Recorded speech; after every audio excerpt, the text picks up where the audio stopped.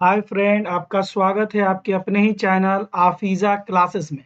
ठीक है, आज जो हम लोग देखेंगे बहुत ही इम्पोर्टेंट है ना। ये हम लोग जो देख रहे हैं बेसिकली ये जो है वो क्लास 10th का, ठीक है, क्लास 10th का chapter number 9 some application of the trigonometry है ना। यानी ट्रिगोनोमेट्री से रिलेटेड कुछ एप्लीकेशन है चैप्टर नंबर 9 में, उसी में हम लोग देखने की कोशिश कर रहे हैं। ठीक है, और ये चैप्टर बहुत ही इंपॉर्टेंट है फ्यूचर के। ठीक है, ये एनसीईआरटी का एग्जाम्पल नंबर 3 है। एनसीईआरटी का ही चैप्टर नंबर 9 का एग्जाम्पल नंबर 3 है। इसमें क्वेश्चन है एन ऑब्जर्वर 1.5 मीटर टॉल। एक ऑब्जर्वर, ऑब्जर्वर मतलब जो देख रहा है ना, वो है कोई आदमी है ना, जो 1.5 मीटर टॉल है, is 28.5 meter away from a chimney. ठीक है, तो सबसे पहले जो दिया होता है उसी का फल, सबसे पहला काम होता है जो दिया होता है उसका फिगर बनाना है। ठीक है, तो मान लेते हैं कि ये कोई ऑब्जर्वर है, ये कोई ऑब्जर्वर है। ठीक है, ये क्या है, कोई ऑब्जर्वर है। ओके, और यहाँ पे कोई एक चिमनी बोला कि observer 1.5 meter okay tall and 28.5 meter away from chimney, और ये कोई चिमनी है। ओके, ये कोई चिमनी है और ये बोल दिया है, क्वेश्चन में ही बोल दिया है कि ऑब्जर्वर जो है उसका हाइट जो है 1.5 मीटर है। ओके, और ऑब्जर्वर से चिमनी तक की जो दूरी है वो जो है बेसिकली कितनी है, ये जो है 28.5 मीटर। ओके, ये क्वेश्चन ने बोला, हमने नहीं कहा। ठीक है, क्वेश्चन ने बोला है कि ऑब्जर्वर है, मान लीजिए ऑब्जर्वर का एक नाम रख दीजिए ए बी, और चिमनी का नाम रख दीजिए सी डी। तो यहाँ पे लिखिए, सॉल्यूशन बनाते हुए सबसे पहले आपको लिखना है कि कौन ऑब्जर्वर है कौन क्या है। लिखिए हेयर ऑब्जर्वर क्या है, ऑब्जर्वर, ऑब्जर्वर कौन है, ए बी। आप एग्जामिनर को बता रहे हैं कि अब मैं जो भी होगा ए बी जब भी लिखूंगा आप ऑब्जर्वर समझ लीजिएगा 1.5 meter. Okay, and distance between observer to chimney, distance between observer to chimney, distance between observer to chimney, observer और चिमनी की डिस्टेंस क्या है, बी डी, बी डी, और ये हमको दिया हुआ है इक्वल टू 28.5। उसके बाद बोला है the angle of elevation of top of the chimney, ये है टॉप। ठीक है, और ये मान लीजिए इसका हॉरिजॉन्टल ये है लाइन ऑफ साइट। तो इसके चिमनी के टॉप से इस के टॉप पे the angle of elevation of top of the chimney from the her eye, और ये ऑब्जर्वर का आई है, यहां पे जो एंगल ऑफ एलिवेशन बन रहा है वो है 45 डिग्री। याद रखेंगे कि अगर आपको याद होगा तो हम लोगों ने पहले वीडियो में बात किया था कि लाइन ऑफ साइट, ये मान लीजिए आपका लाइन ऑफ साइट है, लाइन ऑफ साइट से जो ऊपर एंगल बनेगा वो जो कहलाएगा बेसिकली एंगल ऑफ एलिवेशन। कुछ भी नहीं समझ में आया तो याद रखेंगे लाइन ऑफ साइट से ऊपर बना है। ठीक है, तो ये हम लोग को दे दिया है 45 डिग्री। ओके, ये लाइन ऑफ साइट से ऊपर एंगल बना है 45 degree. What is the height of chimney, अब चिमनी का हाइट ये पूछ रहा है। ओके, तो यहाँ पे हम लोगों ने चिमनी को किससे दिखाया है, उसको आपको लिखना होगा कि मैंने चिमनी को किससे दिखाया है। ओके, ताकि आपका क्वेश्चन में फिर देखने की जरूरत ना पड़े, एक बार आपने लिख दिया तो उसके बाद आपको क्वेश्चन की तरफ जानने की जरूरत नहीं पड़ती है। और यहाँ पे लिखना है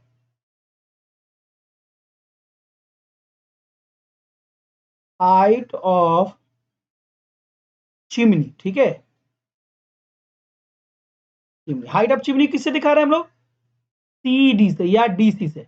और ये क्या है, वाट, ये क्या है वाट, ये हमको पता नहीं है, मगर एंगल पता है। एंगल ऑफ एलिवेशन कितना दिया हम लोग को, एंगल ऑफ एंगल, इसका नाम रहता है डी है तो इसका नाम हम लोग रहते हैं E, angle A E C is equal to 45 degree. Okay, देखिए अगर ये वाला, ये अगर ये हमारा 1.5 है, यानी यहां से यहां तक का ये हाइट जो है 1.5, तो ये जस्ट इसके पैरेलल है, तो ये भी बेसिकली 1.5 ही होगा, ये भी बेसिकली क्या होगा 1.5 ही होगा। ओके, ये हो जाएगा 1.5 मीटर। ओके, है ना, और ये मुझे पता नहीं है, ये मुझे पता नहीं है CD, इसको मैं x मान लेता हूं।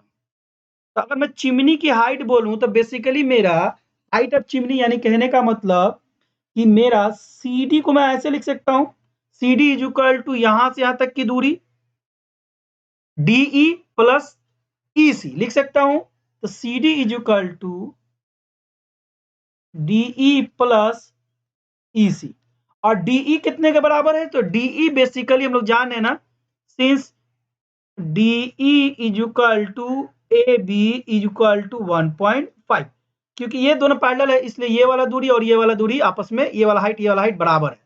तो यानी कि DE का जवाब मेरा कितना हो जाएगा 1.5 मीटर प्लस EC हमको मालूम नहीं है, इसको इक्वेशन नंबर 1 कर देते हैं।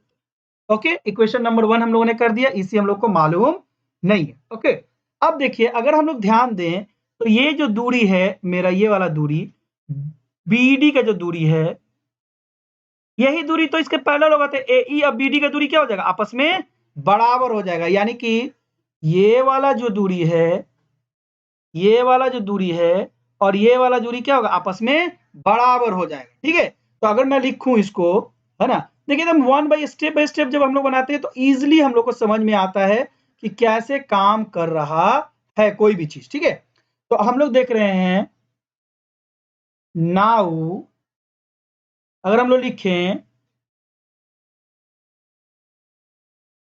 AE equal to BD equal to 28.5 meter, यानी कि ये वाला जो दूरी है मेरा, ये वाला भी दूरी कितना हो गया मेरा 28.5 मीटर।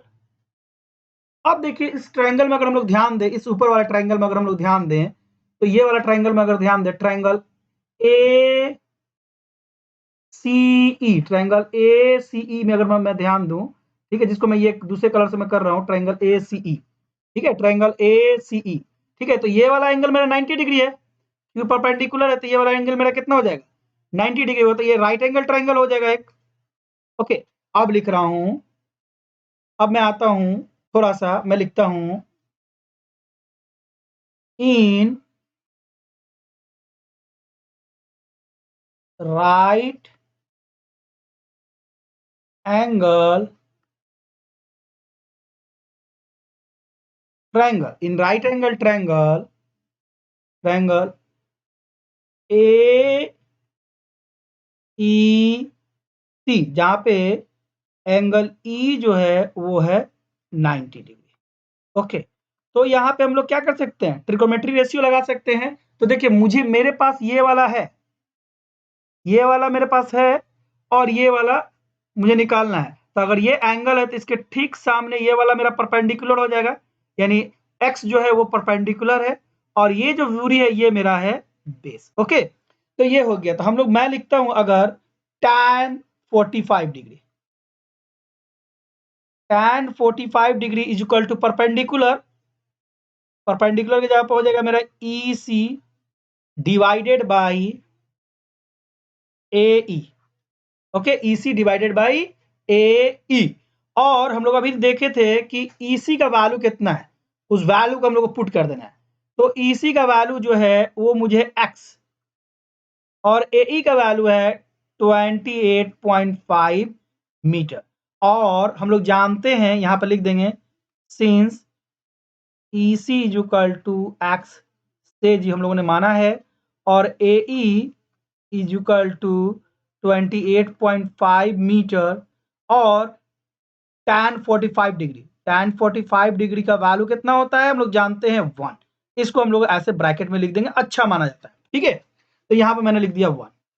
ओके, एग्जाम में ऐसे लिखेंगे तो आपको थोड़ा मार्क्स को कंसीडर किया जाता है, अच्छा इसने पूरा स्टेप को इसने क्लियर किया। ओके, अब मैं इसको क्या क्रॉस मल्टीप्लिकेशन करता हूँ, इसको मैं इधर कर देता हूँ, इधर ये डिवाइड में है तो इधर आके ये मल्टीपल में हो जाएगा। तो 1 into 28.5 meter is equal to x, इसलिए x इज इक्वल टू आ जाएगा 28.5 मीटर। अगर आप ध्यान दीजिए x का वैल्यू कितना आ गया 28.5 मीटर, ठीक है, x का वैल्यू कितना आ गया 28.5 मीटर। हम लोग चलते हैं ऊपर, हम लोग क्या निकालना है चिमनी का हाइट, और चिमनी का हाइट हमारा क्या है यहां पे देख लीजिए, ये है मेरा चिमनी का हाइट, ठीक है। तो हम लोग लिखेंगे है यार चिमनी का from equation 1, from equation 1 height of chimney, नी हाइट ऑफ चिमनी को हम लोग किससे दिखाया है C D equal to 1.5 plus EC का वैल्यू कितना अभी आया, हम लोगों ने अभी ईसी का वैल्यू निकाला कितना, ईसी का वैल्यू हम लोगों ने निकाला 28.5, क्योंकि ईसी तो एक्स है ना, और एक्स का वैल्यू हम लोगों ने निकाला 28.5, तो यहां पे लिख देंगे 28.5 मीटर। अब इन लोगों को हम लोग जोड़ देंगे, क्या कर देंगे इन लोगों को हम लोग जोड़ देंगे, जोड़ने के बाद कितना आ जाएगा, ये आ जाएगा 28.5 और इसको जोड़ेंगे तो हम लोग का बेसिकली आ जाएगा 30 मीटर। इस तरह चिमनी का ये हाइट हो गया 30 मीटर, ये आंसर हमारा हो गया, ठीक है। अगर कोई आपको प्रॉब्लम लगेगा तो आप क्वेश्चन पूछ सकते हैं, ठीक है, और इसके रिलेटेड आप कुछ भी कर सकते हैं, उन्हें कमेंट्स बॉक्स में कर सकते हैं, ठीक है। तो इस तरह से हम लोगों ने हाइट ऑफ द चिमनी निकाल दिया, ठीक है। तो यहाँ आज के लिए इतना ही, फिर नेक्स्ट वीडियो में मिलेंगे नेक्स्ट टॉपिक के साथ, ओके।